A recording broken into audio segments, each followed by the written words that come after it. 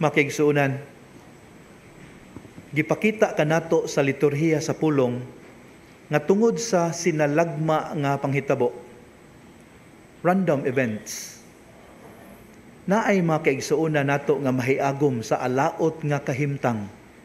Dili tungod kay naa sila gibuhat nga dautan, kundili sila lang gyud na timingan.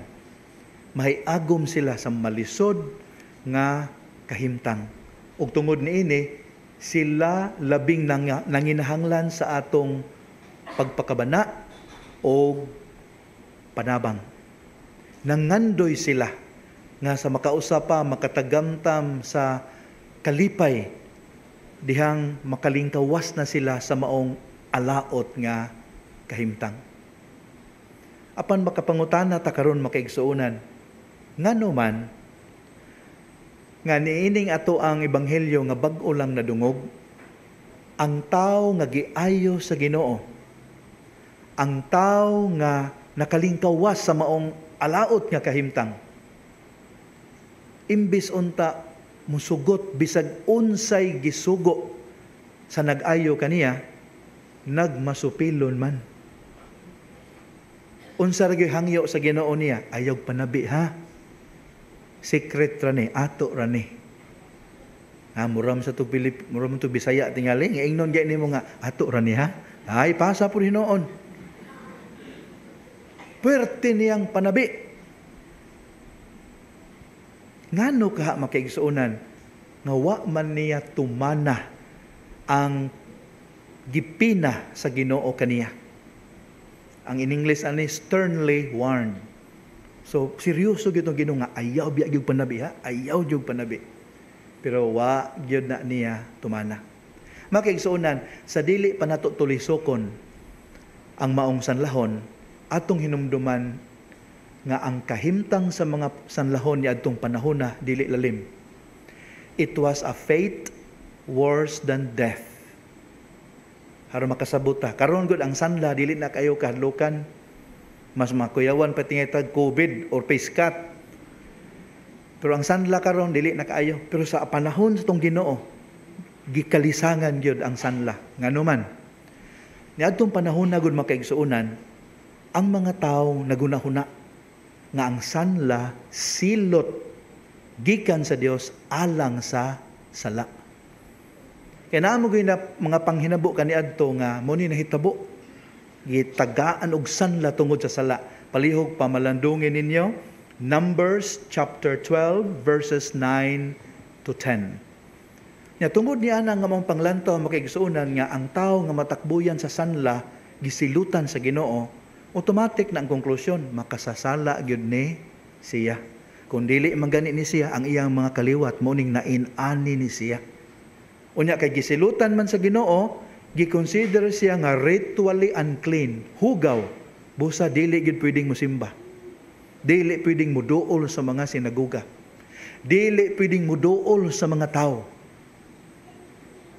Unya kay dili man pwedeng mubuhat ani mga butanga, ang ending gyud magsige na lang ni sila og pakilimos and live a life of isolation. Layo sa pamilya, layo sa Ginoo, layo sa katilingban. Pertig yung luoya. Worse than death. Niya, not only that, niadtong panahon na, dili pa kayo advance ang medicine. Busa, kung naa kay ringworm, psoriasis, dermatitis, automatic na sa ilang mga mata, sanla. Unya, kanirabang mga skin diseases nga kung gisgutan, kasagaran mulipang ni kon, walay hygiene kayo. Nya, ma-imagine mo na itong panahon na nga, wala pa kayo clean supply of water, ang mga hygiene protocols, dili pa kayo well-established. So, ma-imagine mo unsa kadaghan ang nasugamak sa general description nga sanla. Ya, automatic na din, i-declare dayon sa pari sa templo, sanlahon ka. You are excluded from society. So, dili lalim makaigsuunan. It was a death sentence actually. Mauna makaigsuunan nga, we can only imagine how happy the man was that the Lord took notice of him and cured him. sangko sa langit ang iyang kalipay. Dumdum lang kong istorya makigsuunan nga dahil usa ka sekretary sa doktor nga miduol, Dok, isapot naman kong paluap aning imong pasyente, Dok, oy. Nga naman, asa ato, kadaghan akong pasyente, sa katubang pasyente, Dok, ba, nga miingon nga, unya ara niya isettle ang iyahang obligation nato. Oo niya, nga naman di ay. Ingon siya, wala, dili pa kuno siya kasettle siyang obligation nato. Nga naman, miingon sekretarya sad, ikam sa sad-an, Dok, oy, ikaw dyan mabasol ani, niya ako'y na problema. Nga no, ako na may sad-an hinoon. Kadungog magugko nimo nga imong giinan ang pasyente nga, ma'am, kaning imong pagkaayo, no? Sus, miraculous yung kaayo ni. Ningon magug ana. Unya, ano sa naman ako? Kay nasuda siyang utok ng miraculous, niingon siya, unya na lang kuno siyang bayad nimo, unahon niya og tigom kay mo donate sa siya simbahan. Ginoo may nag-ayo niya, dili man ikaw. So unya na lang kuno ka, pakapin ra ka, kay instrumento ra ka. Makaigsuunan, murag ingon ni ana ang gibati nga kalipay nining maong tao nga wala na kay siya makapaminsar og tarong. Wa na kay siya makanahuna nga ang iyang pagsupak sa gisugo sa Ginoo kaniya na ay negative effect sa public ministry of Jesus. Unsay nahitabo? Unsay giingon sa ebanghelyo? Because of what he did, because of his disobedience. Nga dili bunga sa malice, of course, but a disobedience of joyful gratitude. Dili to malicious nga disobedience, a disobedience of joyful gratitude. Unsay nahitabo? Mato pa sa ebanghelyo, ang atong Ginoo nagkalisod-lisod na hinoon, nabali.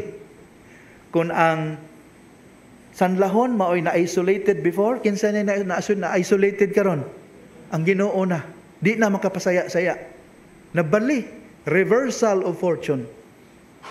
Unya, not only that, imbis unta tulin ra ang panaw sa Ginoo haro matuman niya iyang plano sa iyang public ministry, na hamper o gamay, na dilatar, na derail. Nganuman, puwerte ng daghanang tao ang nagpunsiso kaniya. Nya matud pa sa ka-bright kayo nga Bible scholar, maingon siya, ang problema gud ani mao ni, publicity creates a crowd but not a faithful congregation. Daghan ang curious, daghan ang mga susitador, dili daghan ang nakasabot ug buot mamati sa mensahe sa Ginoo. Marago sa merkado sa karaang panahon na ay magsigig abiso dito sa trumpa nga mugawas kuning bitin madugay, pero sa di papagawson ang bitin perti naghanang tabi nya impatient ta kita, sige na ipagawson na lang bitin diha, di may interesado maminaw ang imong mga produkto. Mauni nakita sa Ginoo nga mahitabo niya ug mao gyud nahitabo. Daghan ng tao ang magsunod-sunod niya, dili tungod kay enlightened sila, kundi curious crowd. Makigsuunan, unsa may leksyon nga atong makuha ani? Kinahanglan gyud ay nga prayerfully discerning ta. Kay naay panahon sa atong kinabuhi, nagtuo ta nga okay ra ang atong gibuhat. Nagtuo ta nga nagtuman ta sa kabubuton sa Dios. Nagtuo ta nga maayo ra ang atong gipambuhat. Pero di ay sa lintunganay in the long run, naa di ay resulta nga dili maayo. Pananglitan, ako ning gisgutan din ang uso kaayo karon kaning gitawag og permissive parenting. Unsa man ning permissive parenting? Kana ganing pagpadako sa mga bata niining paagiha. Ang mga bata gamay pa kayo pangutan-on na. Say ganahan nimong sulob. Unsa imong kaunon? Asa ta adto? Anaro naging bata? Nya, kaya para nila nindot kuno maanad ang bata nga konsultahon, muhimog choice aron makat-on siya. Nindot man po na positive effect. Pero naasay nagpahipi nga negative effect. Unsa man? Mawala ang disiplina. Dili na usahay mo patuo sa ginikanan. Kaya ang tanaw siyang ginikanan, iyarang barkada. Entitlement. Tarong kayo ang atong intention, tarong kayo ang atong panglanta, pero naa day negative effect. We need to be very, very discerning. Mao na nining atong pagkalawat karon ato hangyo ng Ginoo nga Ginoo, usahay tungod sa among kalipay, tungod sa among kamapasalamaton, dili na kaayo mi makaunahuna sa pagtimbang-timbang sa mga lakang nga mo ang pagabuhaton, pagaluwatan ni ining kinabuhia. Busa tagai kami sa imong lamdag aron makaamgo unta kami nga ang pagtuman sa imong kabubuton mas importante, mas gikahimot-an nimo kaysa sakripisyo ug sa uban pang mga butang. Amen.